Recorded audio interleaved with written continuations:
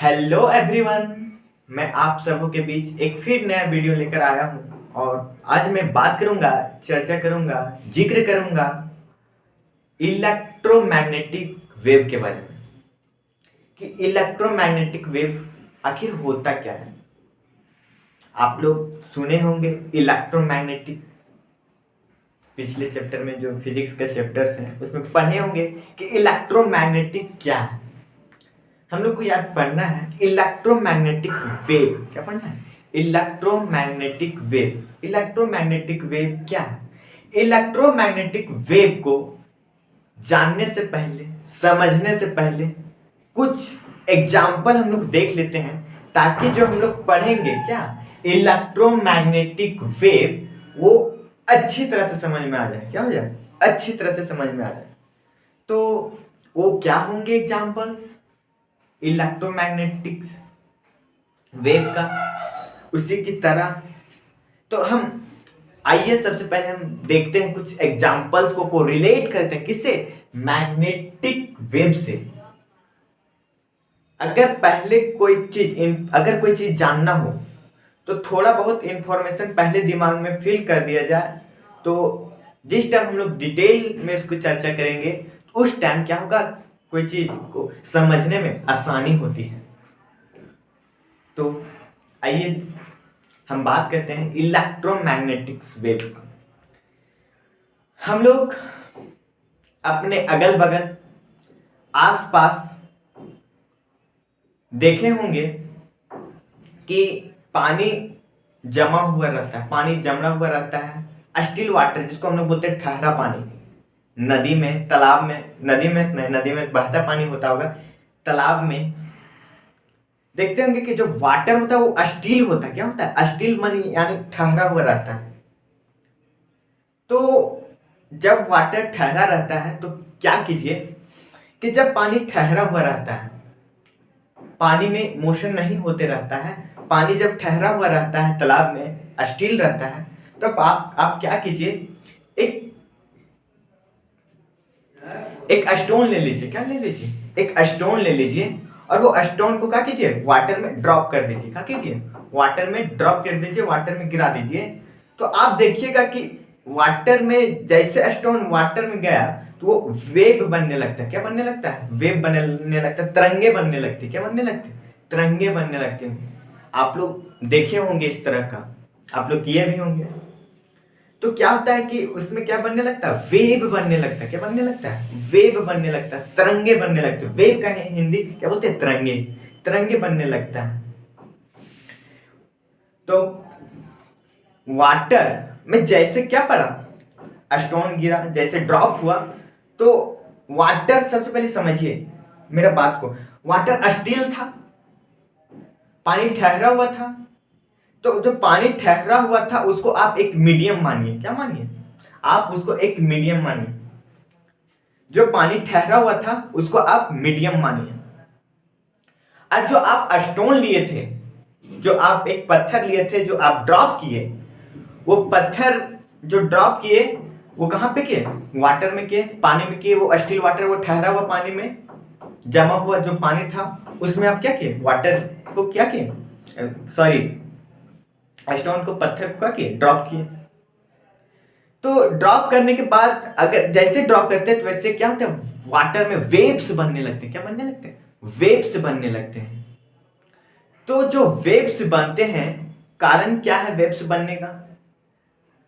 वो वेव्स इसलिए बनता है कि जिस टाइम वाटर स्टील रहता है, पानी ठहरा हुआ रहता है, जमड़ा हुआ रहता है, तो हम लोग क्या करते हैं, उसको डिस्टर्ब करते हैं। क्या करते हैं? डिस्टर्ब करते हैं। और डिस्टर्ब करने के कारण से उसमें क्या बनता है? वेव बनता है।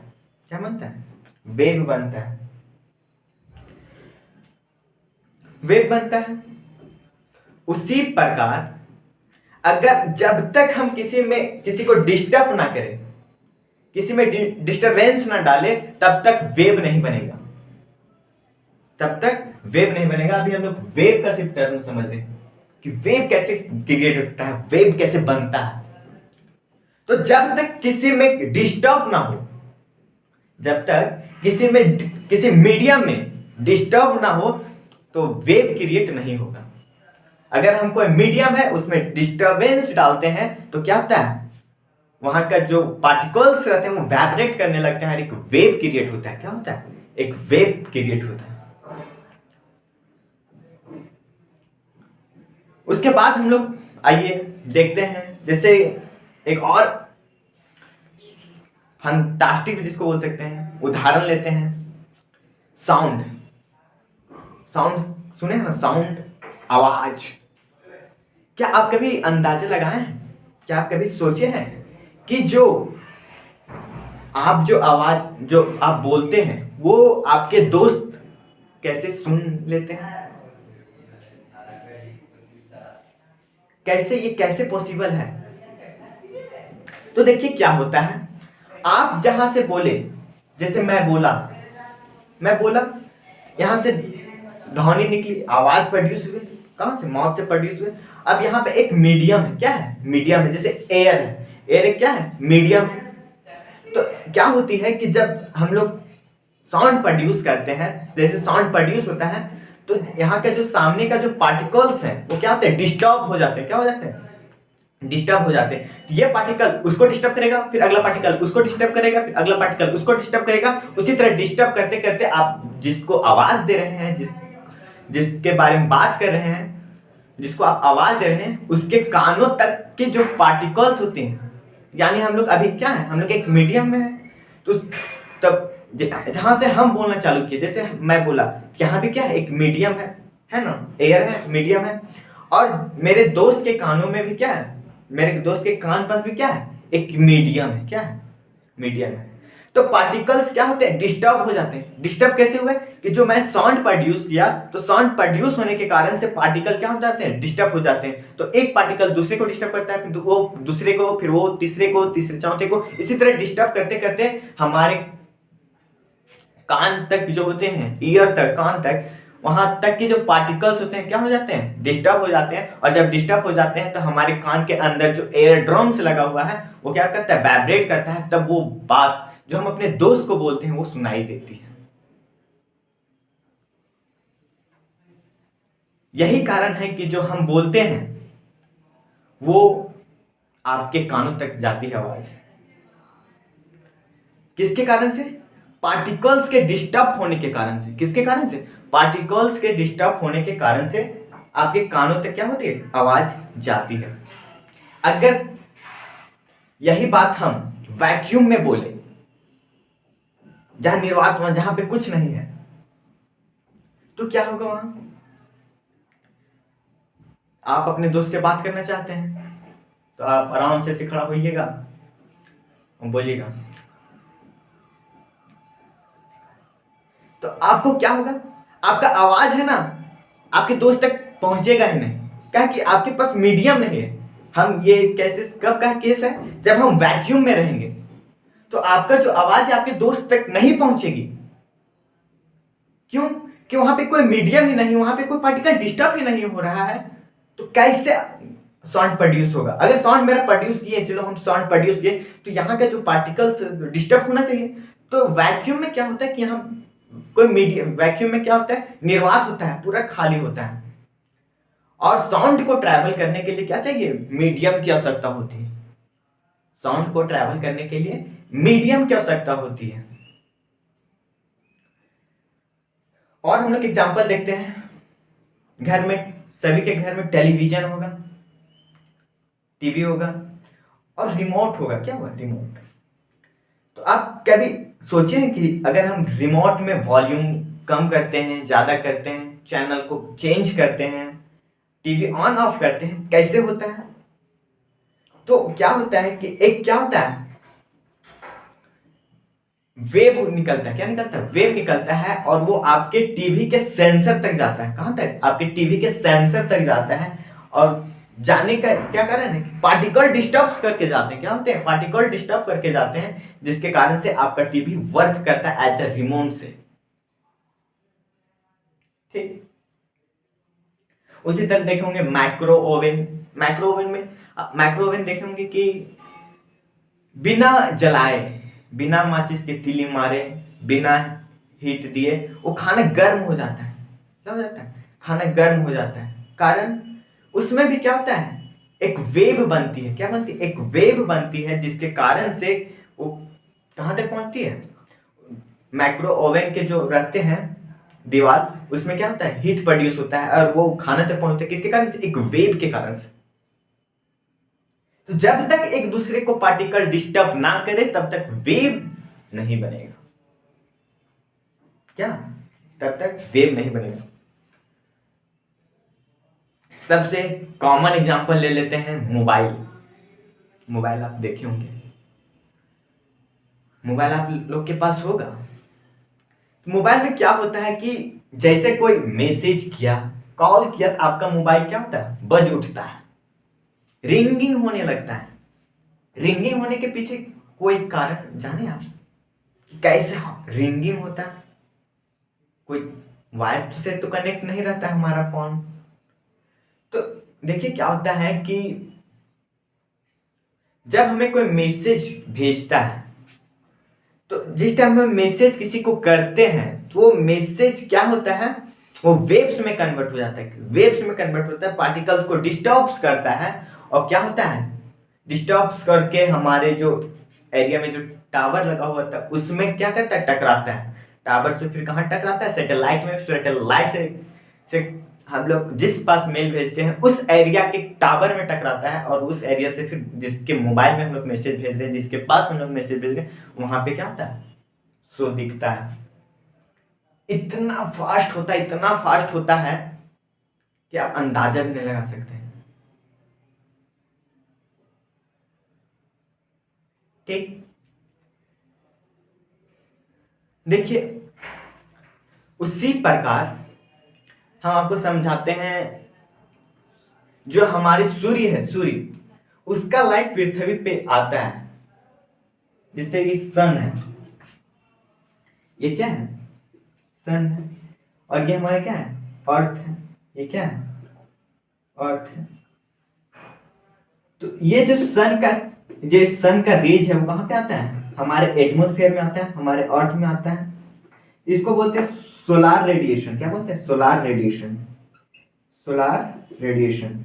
और जो सोलार रेडिएशन है वो क्या है, इलेक्ट्रोमैग्नेटिक रेडिएशन। Electromagnetic radiation.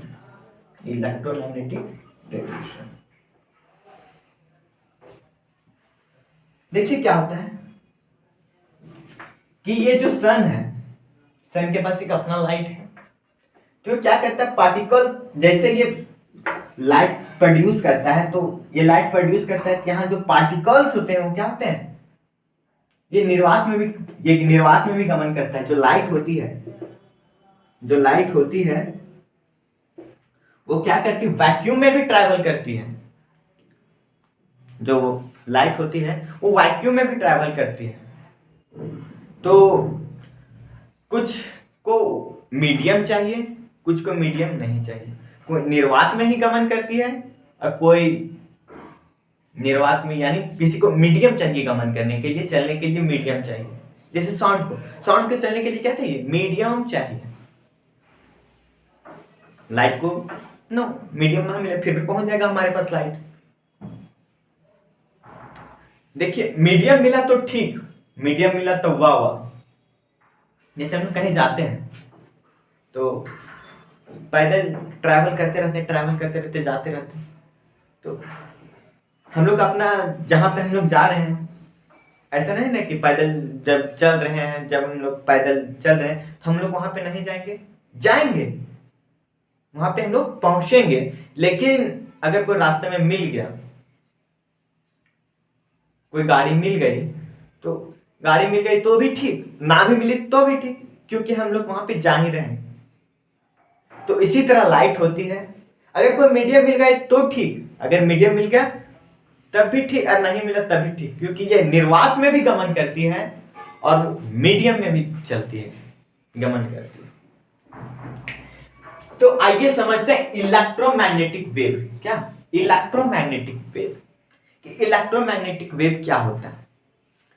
यहां पे देखिए इलेक्ट्रोमैग्नेटिक वेव समझ में आ गया कि जब किसी मीडियम में डिस्टरबेंस आ जाता है तो क्या होता है, एक वेव प्रोड्यूस होता है, एक तरंग बनती है, उसी को क्या बोलते हैं, वेव। जैसे मैंने पहले बताया था किस चीज का, जब ठहरा हुआ पानी में क्या करते हैं, पत्थर को गिराते हैं तो क्या होता है वहां पे वेव बनती है, क्या बनती है, वेव बनती है। तो जो पानी ठहरा हुआ था वो क्या था, एक मीडियम था, और उस मीडियम में क्या हुआ, डिस्टरबेंस आया, एक डिस्टरबेंस आया जिसके कारण से क्या हुआ, वेव बनना चालू हो गया, क्या बनने चालू। तो जब तक किसी मीडियम में डिस्टरबेंस ना आ जाए तब तक क्या होता है, वेव नहीं बनती है। तो डिस्टरबेंस आना अत्यावश्यक। तो देखिए हम लोग समझते हैं इलेक्ट्रोमैग्नेटिक वेव। इलेक्ट्रोमैग्नेटिक वेव क्या है, वेव तो बता दिए कि वेव क्या होता है, अब इलेक्ट्रोमैग्नेटिक वेव क्या होता है। तो इलेक्ट्रोमैग्नेटिक वेव, इसमें इलेक्ट्रिक फील्ड और मैग्नेटिक फील्ड दोनों इंक्लूड रहता है। इसमें इलेक्ट्रिक फील्ड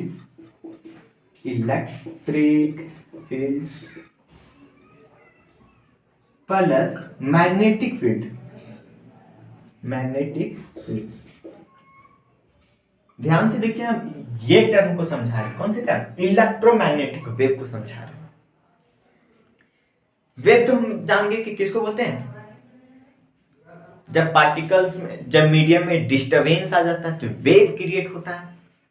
उसी तरह मानिए क्या, एक क्या ले लेते हैं, ट्रेन ले लेते हैं, क्या लेते हैं, ट्रेन।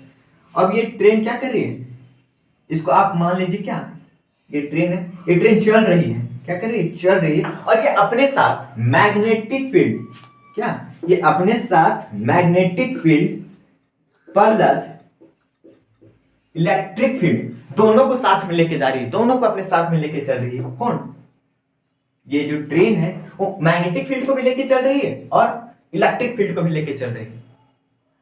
तो इलेक्ट्रोमैग्नेटिक में इलेक्ट्रिक फील्ड भी होंगे और मैग्नेटिक फील्ड भी होंगे। इसको और डिटेल से समझने के लिए एक अच्छा सा पहले हम समझा लेते हैं ताकि अच्छा से क्लियर हो जाए। ये मैग्नेट लेते हैं साउथ, और ये क्या, नॉर्थ। ये साउथ पोल है, ये नॉर्थ पोल है। ये दोनों के बीच क्या होंगे, फील्ड बनेंगे, क्या बनेंगे, फील्ड बनेंगे। अगर यहाँ पे कोई वस्तु लाते हैं तो क्या होगा, अट्रैक्ट होगा, होगा ना। कोई वस्तु को यहाँ पे लाते हैं क्या होगा, अट्रैक्ट होगा। अट्रैक्ट होने के पीछे रीजन क्या, इसका एक फील्ड बन गया, किसका, ये जो दोनों पोल्स का है उसका एक फील्ड बन गया। सेम उसी प्रकार चार्ज, क्या, सेम उसी प्रकार चार्ज, अगर कोई हम लोग यहाँ पे चार्ज लेते हैं, कोई चार्ज लेते हैं तो ये चार्ज है, तो फील्ड वहीं बनती है जहां पे चार्ज हो, क्या हो, चार्ज हो। यहाँ पे चार्ज है, ये फील्ड बनाएगा, ये चार्ज फील्ड बनाएगा।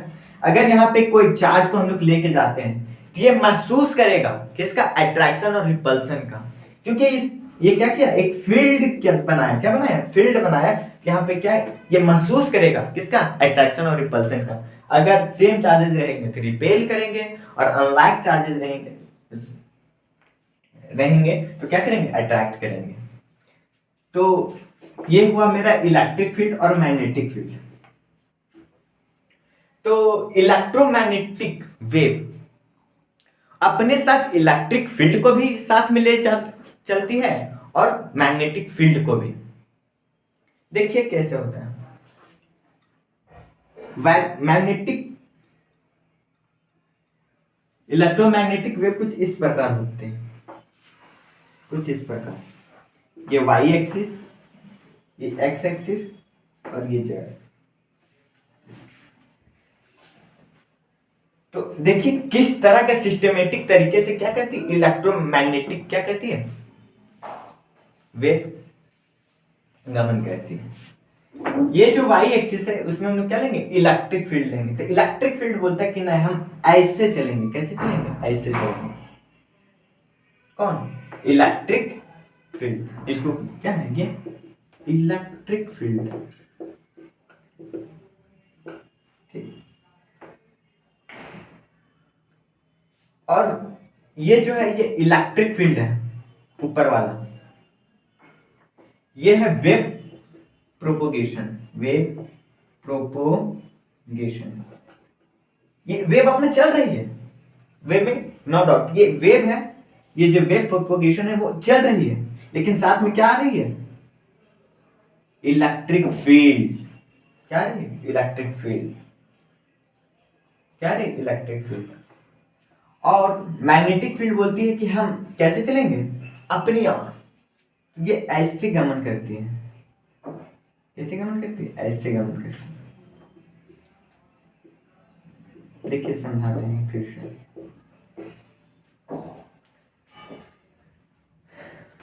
ये सबसे पहले हाथ लीजिए, ऐसे थम्स अप में करना है, ऐसे कीजिए, ऐसे।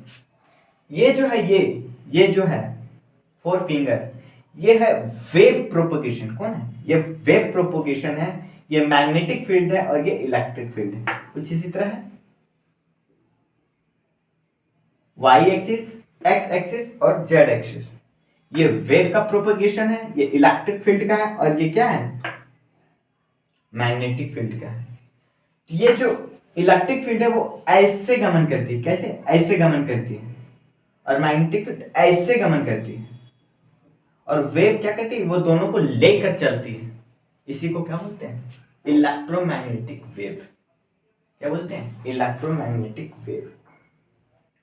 तो कहता है electromagnetic wave, a changing electric field produce changing magnetic field and vice versa. This gives to rise a transverse wave is known as electromagnetic wave.